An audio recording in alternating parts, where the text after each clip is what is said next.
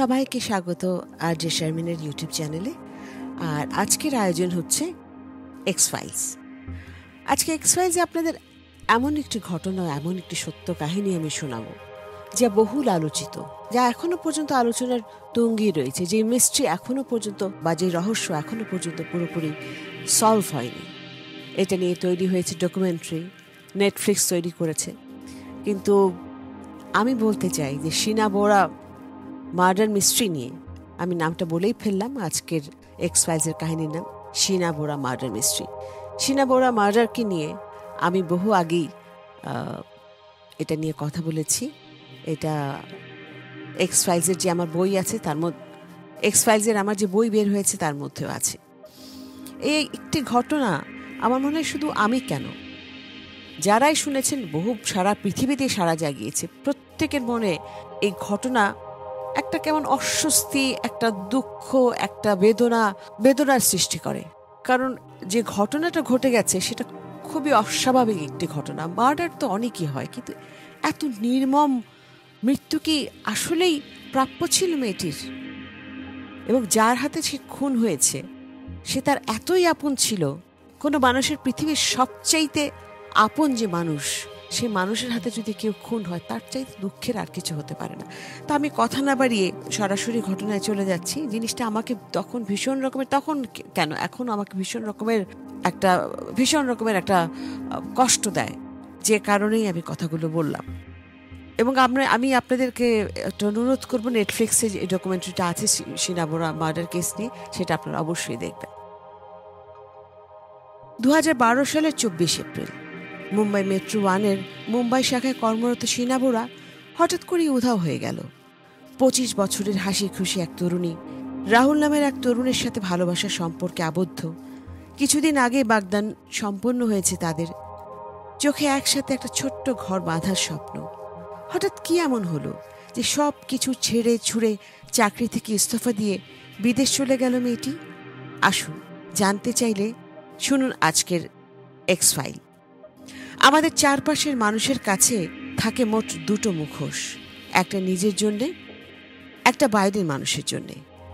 কারো মুখোশের রং হয় কালো, কারোটা সাদা। তবে অন্ধকারের চাইতেও অন্ধকার মানুষের জীবন। তাই অনেকের একটা বা দুটো মুখোশ হয় না। খারাপ আর ভালো, কালো আর সাদা, এরকম সাদা ভাষার কিছু মানুষের চেহারাকে পরিচিত করা যায় না। বাড়ি থেকে আর 10টা সাধারণ মানুষের মতন দেখতে এই মানুষগুলোর কাছে সাজানো থাকে অনেকগুলো মুখোশ। সময়ের পরিবর্তনে গিরগিটের চাইতেও খুব দ্রুত সেই মুখোশ আর মুখোশের রং পাল্টে ফেলে তারা। অনেকের আবার মুখোশ পাল্টানোর দরকারও পড়ে না। প্রতিনিয়ত মুখোশের আড়ালে থাকতে থাকতে তারা ভুলেই যায় যে তাদের আসল চেহারাটা কি ছিল। মুখোশের আড়ালে চাপা পড়ে যাওয়া এমন এক মানুষের গল্প শোনাবো আজকে আপনাদের। আবারও চলে আসি 2012 সালে, যেখানে হারিয়ে যায় আমাদের আজকের এক্স ফাইলসের মুখ্য চরিত্র, মুম্বাইয়ের বাসিন্দা শিনা বোরা। তবে এই গল্পটা যতটা না শিনার, তার চাইতে অনেক বেশি তার মা, সাবেক টেলিভিশন এক্সিকিউটিভ পিটার মুখার্জির স্ত্রী এবং আইএনএক্স মিডিয়ার সহ প্রতিষ্ঠাতা ও সিইও ইন্দ্রাণী মুখার্জির। ইন্দ্রাণী মুখার্জির প্রথম ঘরের সন্তান ছিল শিনা। 1987 সালে মেঘালয়ের শিলংয়ের সিদ্ধার্থ দাস ও পরি বোরা, ইন্দ্রাণীর পূর্ব নাম, তার ঘরে জন্ম হয় শিনা এবং তার ভাই মিখাইলের। তবে সে সময় লিভ টুগেদার করছিলেন শিনা আর সিদ্ধার্থ। ইন্দ্রাণী আর সিদ্ধার্থের সম্পর্ক বেশি দিন টেকেনি। একটা সময় ছাড়াছাড়ি হয়ে যায় তাদের। ভালোবাসতেন তিনি সিদ্ধার্থকে, আর সন্তানেরা? মা হিসেবে সন্তানদের নিশ্চয়ই ভালোবাসতেন ইন্দ্রাণী, হয়তো। তবে নিজেকে আর নিজের উচ্চাকাঙ্ক্ষাকে তার চাইতেও বেশি ভালোবাসতেন এই নারী। সফলতার শিখরে উঠতে গিয়ে নিজের বাবা মায়ের ঘর ছেড়ে বেরিয়ে যান তিনি।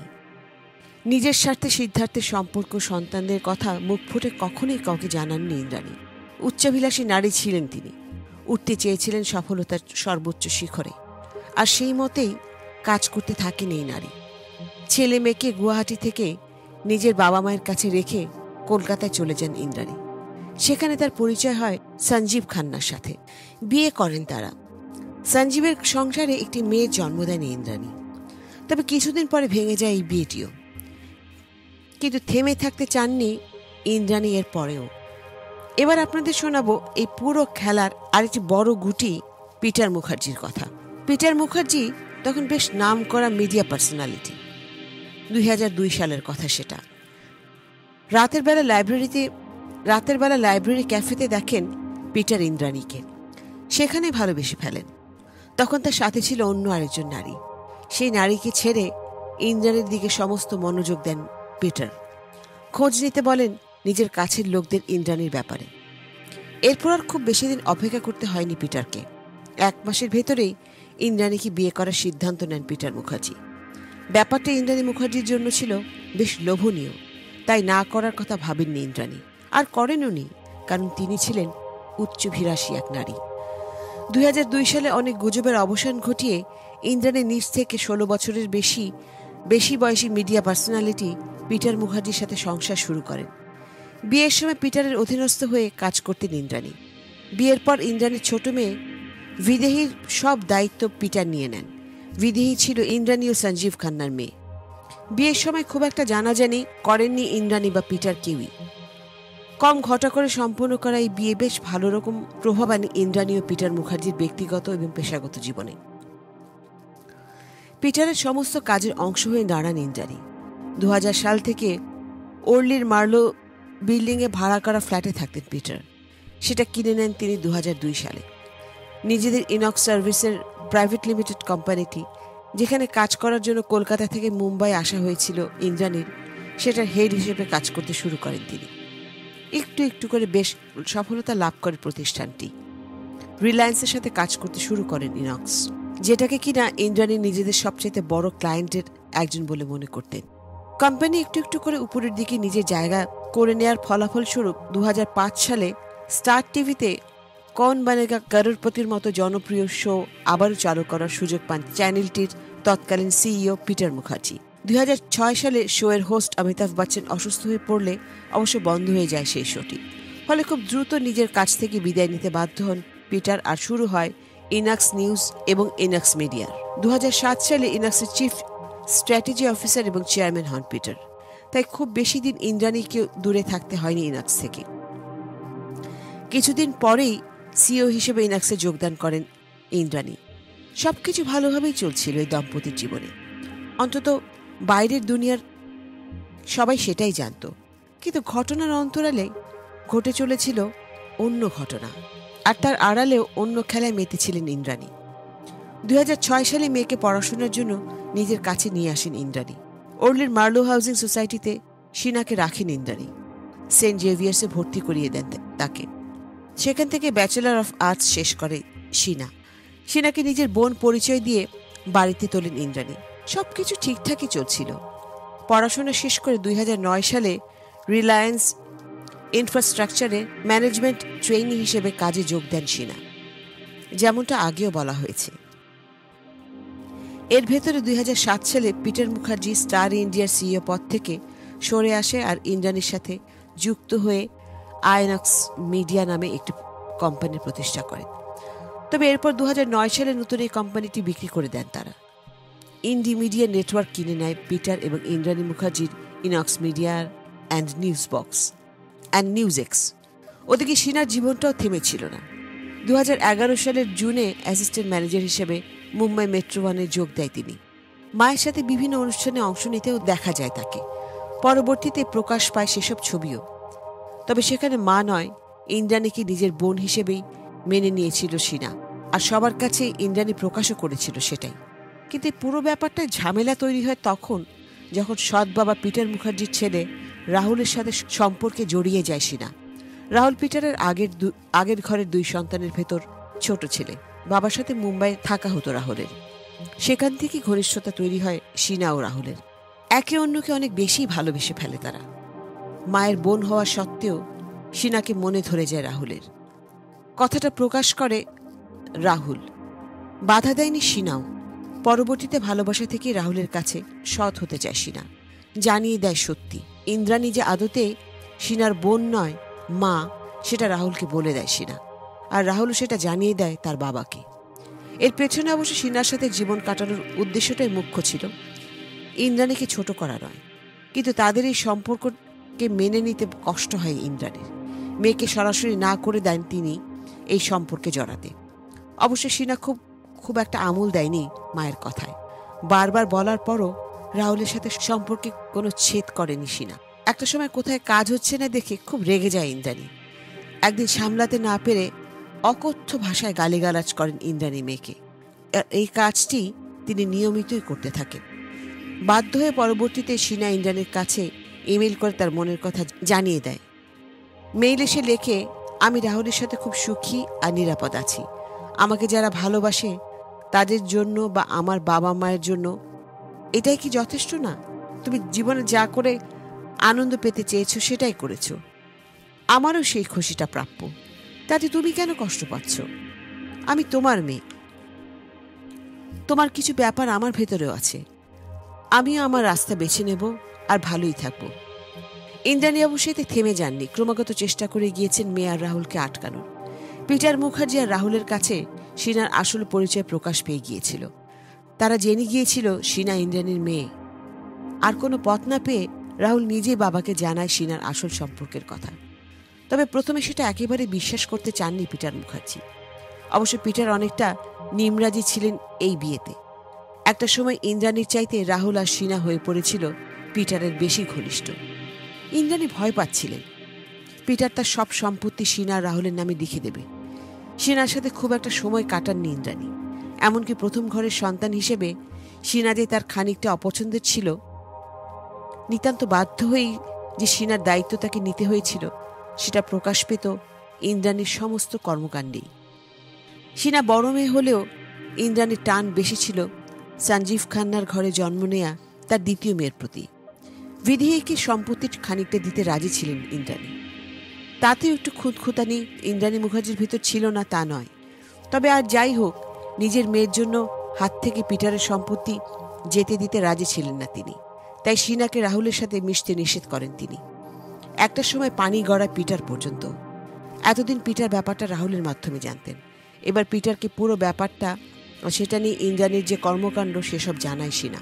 পিটারকে SMS করে সিনা জানায়, আমার সাথে ইন্দ্রাণী মুখার্জির সাথে সমস্যাটা একেবারেই ব্যক্তিগত। আপনি যেটা করতে পারতেন সেটা হচ্ছে আপনি ইন্দ্রাণী মুখার্জিকে বোঝাতে পারতেন যে আমাকে বা রাহুলকে বাজে কথা বলে কোনো লাভ হবে না। তবে কোনো কিছুতেই কোনো কাজ হয়নি। প্রতিনিয়ত তিক্ততা বেড়েই চলেছিল কেবল। এর ভেতরে অবশ্য পিটার ইন্দ্রাণীকে কিছুই বলেননি, জোরও করেননি। তিনি চেয়েছিলেন কোনো ঝামেলা না হোক। চেয়েছিলেন সিনা আর রাহুল একে অন্যের সাথে ভালো থাকতে চাইলে সেটাই থাকুক। তবে তাই বলে ইন্দ্রাণীকে এসব ব্যাপারে কোনো চাপ দেননি পিটার মুখার্জি। ইন্দ্রাণীকে ভালোবাসতেন তিনি, তাকে বিশ্বাস করতেন। তাই ভেবেছিলেন আর যেটাই হোক ইন্দ্রাণী দিন শেষে ছেলেমেয়ের ভালোটাই হয়তো দেখবে। ভুলেও তার সম্পত্তির উপর ইন্দ্রাণীর কোনোরকম লোভ আছে তা ভাবতেও পারেননি পিটার মুখার্জি। ছেলে বা স্ত্রী কারোর ভেতরে সমস্যা চাচ্ছিলেন না তিনি। তাই পরামর্শ দেন তিনি এঙ্গেজমেন্টের। রাহুলের সাথে এঙ্গেজমেন্টের কথা ঘোষণা করে সিনা। আর সাথে সাথে তেলে বেগুনে জ্বলে ওঠেন ইন্দ্রাণী। সিনার সাথে ইন্দ্রাণীর সম্পর্ক খুব বাজে দিকে মন নেয়। মরিয়া হয়ে ওঠেন ইন্দ্রাণী। যে কোনো উপায়ে সিনার হাত থেকে সম্পত্তি নিজের করে নেওয়ার চেষ্টার কাজ চালিয়ে যায় ইন্দ্রাণী। পুরো ব্যাপারটা যখন ক্রমশ ঘোলাটে হয়ে উঠছে, তখন হুট করেই একদিন উধাও হয়ে যান সিনা বোরা। 2011 সালের 1 ডিসেম্বর বন্ধ হয়ে যায় সিনার ফেসবুক অ্যাকাউন্ট। এরপর একটু একটু করে তার ইমেল আইডি, ফোন সবকিছুই বন্ধ হয়ে যায়। রাহুলের সাথেও যোগাযোগ বন্ধ করে দেয় সিনা। তবে সিনার এমন হারিয়ে যাওয়ার গল্পটাকে ইন্দ্রাণী মুখার্জি সবার সামনে উপস্থাপন করেন একেবারে অন্যরকম ভাবে। সবাইকে জানান তিনি সিনা তার পড়াশোনার কাজে যুক্তরাষ্ট্রে গিয়েছে। তবে ইন্দ্রাণীর কথা সবাই মেনে নিলেও মানতে চায়নি দুইজন, রাহুল আর সিনার ভাই মিখাইল বোরা। 2012 সালের ফেব্রুয়ারিতে শেষবার দেখা হয় মিখাইলের সিনার সাথে। এরপর থেকে মিখাইলের সাথেও আর কখনো দেখা হয়নি সিনার। মিখাইলকে আর সবার মতো সিনার বিদেশে যাওয়ার গল্প শোনান ইন্দ্রাণী। সেখানে যে সিনা ভালো আছে, সিনার বিয়ের কথাবার্তা চলছে, সে কাজ করছে, এইসব কথা ইন্দ্রাণী জানান ছেলেকে। পিটারকে সিনার যুক্তরাষ্ট্রে থাকার ছবিও দেখান তিনি। সিনা সেখানে হোলি খেলছে, নানা রকম উৎসব পালন করছে, এমন কিছু ছবি দেখান ইন্দ্রাণী। ফলে পিটার তো বটেই, অন্য কারো কোনোরকম সন্দেহই জাগেনি সিনার ব্যাপারে। এর ভেতরে রাহুল চেষ্টা চালায় সিনার সাথে যোগাযোগ করার, দেখা করার। সিনার হঠাৎ উধাও হয়ে যাওয়ার পর এখানে সেখানে খোঁজ শুরু করে রাহুল নিজের বাগদত্তার জন্য, কিন্তু কোনো লাভ হয়নি। পিটার আর ইন্দ্রাণী দুজনেই রাহুলকে বোঝাচ্ছিলেন শিনাকে ভুলে যেতে। শিনা অন্য কারোর জন্য রাহুলকে ছেড়ে গিয়েছে এমনটাই বোঝানোর চেষ্টা করেছিলেন তারা, কিন্তু তাতে কেবল রাহুলের সন্দেহই বেড়েছে। শেষ পর্যন্ত রাহুলকে জানান তারা মায়ের কথা মেনে নিয়েছে শিনা। মায়ের মুখের দিকে তাকিয়েই পিটারকে ছেড়েছে শিনা, মায়ের মুখের দিকে তাকিয়েই রাহুলকে ছেড়েছে শিনা। আর যাতে এটা নিয়ে রাহুলের মুখোমুখি হতে না হয় সে কারণেই বাইরে চলে গিয়েছে কাউকে না জানিয়ে। তাই এখন যদি রাহুল শিনার সাথে যোগাযোগের চেষ্টা করে সেটা শিনার পক্ষে কষ্টকর ব্যাপার হবে। কিন্তু মানতে চায়নি রাহুলের মন। হুটহাট করে রাহুল চলে গিয়েছে শিনার বাড়িতে। যদি শিনার দেখা মেলে, নানাভাবে চেষ্টা করেছে বাইরে শিনায় কোথায় গিয়েছে সেটা জানার, কিন্তু কোনো কিছুতেই কোনো লাভ হয়নি। একটা সময় হতাশ হয়ে হাল ছেড়ে দেয় রাহুল। এবার যে ঘটনার কথাটি বলবো সেটা এই সব কিছুর থেকে একেবারেই আলাদা।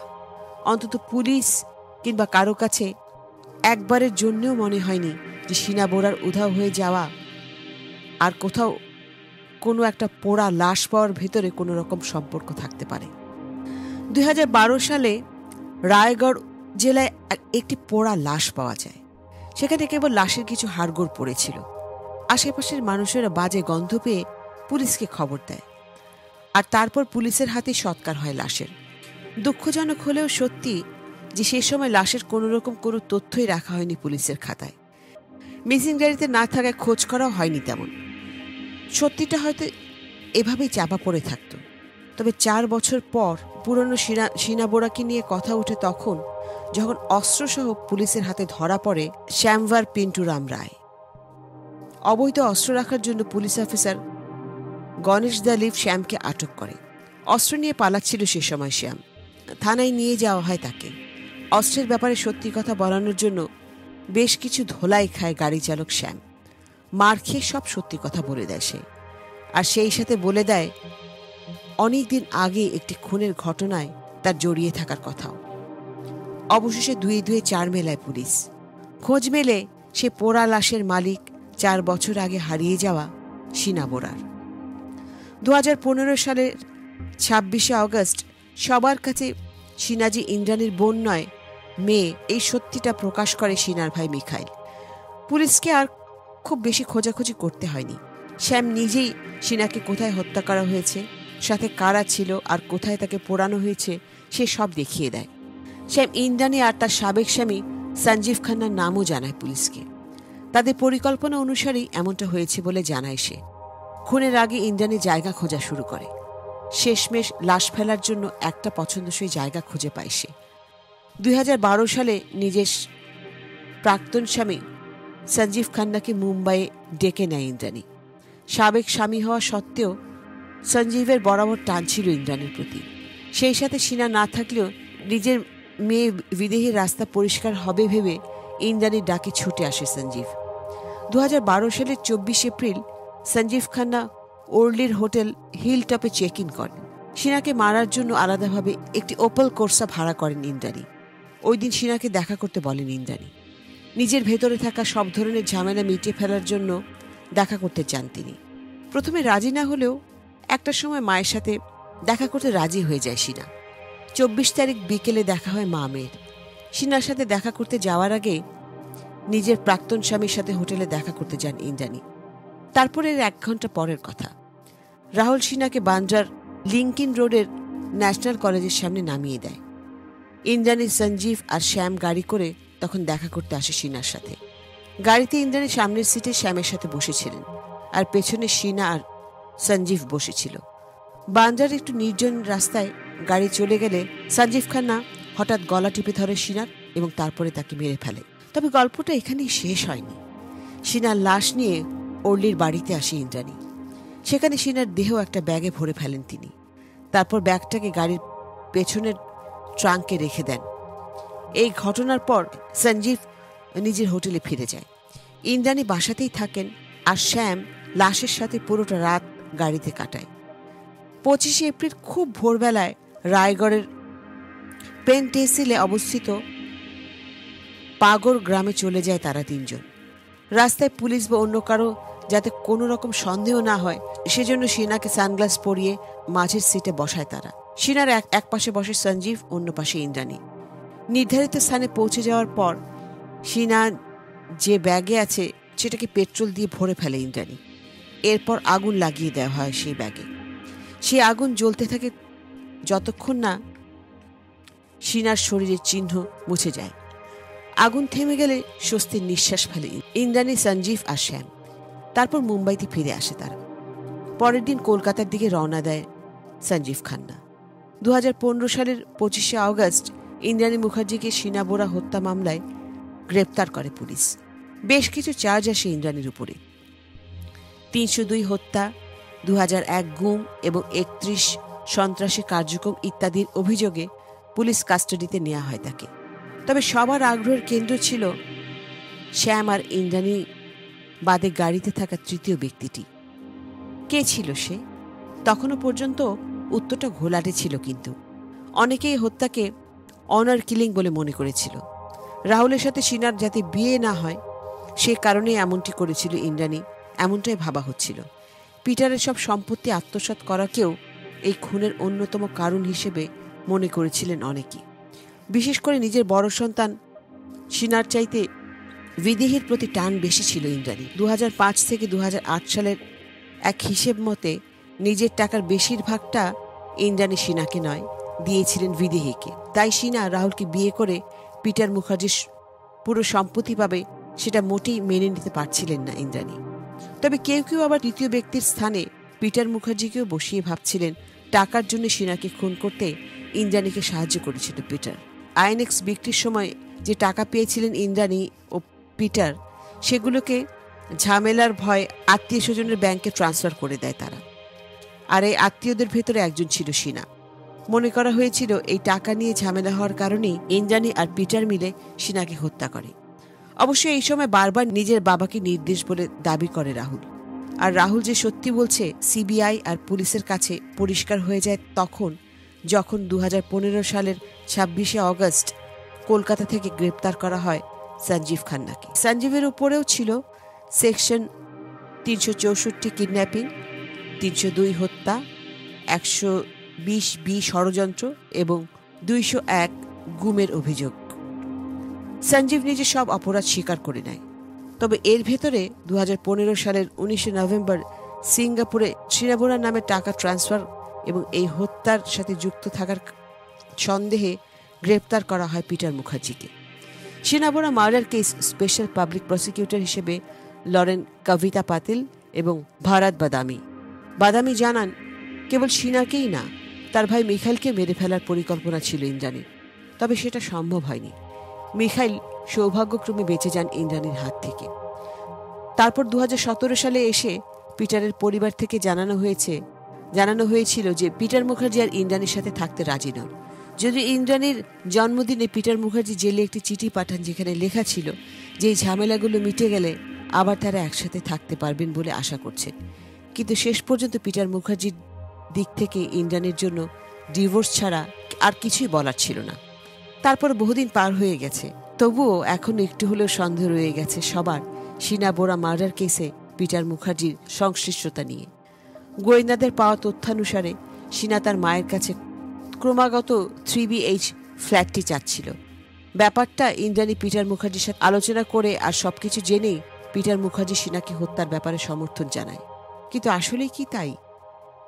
এক্ষেত্রে বাদামি জানান শিনা হত্যার দিন ইন্দ্রাণী পিটার মুখার্জির সাথে কথা বলেন, আর এই সময় শিনার মৃত্যু সম্পর্কেই জানান তিনি পিটার মুখার্জিকে। এমনটাই দাবি করেছিলেন প্রসিকিউটররা। শুধু তাই নয়, পিটার মুখার্জির সাইন নকল করে ব্যাংক থেকে টাকা তোলার অভিযোগও ওঠে ইন্দ্রাণী মুখার্জির ওপরে। তবে এমন কোনো অভিযোগকে নাকচ করে দেন ইন্দ্রাণী মুখার্জি স্পষ্টভাবে। অবশ্য পিটার মুখার্জি এই পুরো ব্যাপারটার সাথে জড়িত থাকুক বা না থাকুক, ছেলে রাহুল মুখার্জি পুরোটা সময় বাবার পক্ষ হয়ে কথা বলেছেন এবং সমস্ত দোষ ইন্দ্রাণী মুখার্জির উপর চাপিয়ে দিয়েছেন। ইন্দ্রাণী মুখার্জি মেয়ে শিনা বোরাকে খুনের অভিযোগে অভিযুক্ত। গল্পটি এখানে শেষ করতে হচ্ছে, যদিও গল্পটি শেষ হয়নি। এখনো অনেক রহস্যের বাকি রয়ে গেছে। এখনো পুলিশ ঘুরে বেড়াচ্ছে, আরও রহস্য, আরও তদন্ত করে দেখছে আরও কি হয়েছিল এর পেছনে। কারণ ইন্দ্রাণী মুখার্জি নানা রকমভাবে বারবার ঘটনার মোড় ঘুরিয়ে দিয়েছেন নানা রকম কাল্পনিক গল্প বলে। আজ তাহলে এই পর্যন্তই থাক। এতক্ষণ ধরে শুনলেন আপনারা শিনা বোরা মার্ডার মিস্ট্রির গল্প। সবাই খুব ভালো থাকবেন। আজকের মতো এখানেই এক্স ফাইলস শেষ করছি। সবাইকে শুভরাত্রি জানিয়ে আমি আরজি শারমিন।